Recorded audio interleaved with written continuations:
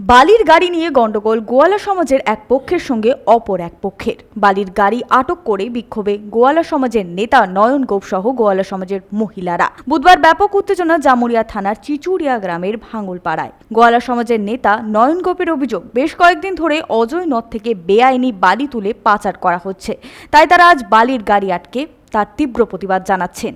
Mining operator লালটু দত্ত যেভাবে অজয় নদীর বালি লুটপাট করছে, আগামী দিন নদীর অস্তিত্ব শেষ হতে যাচ্ছে।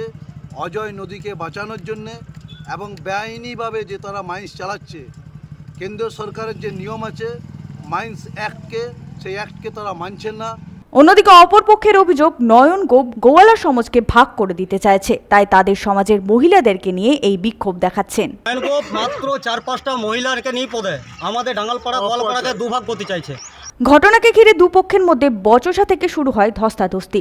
খবর পেয়ে ঘটনাস্থলে পৌঁছায় পুলিশ এবং নয়ন গোপকে আটক করে। সঞ্জয় যাদব, 99 নিউজ বাংলা, জামুরিয়া।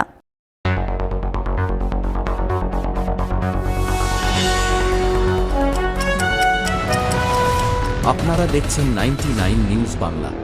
বদলাবো আমরা।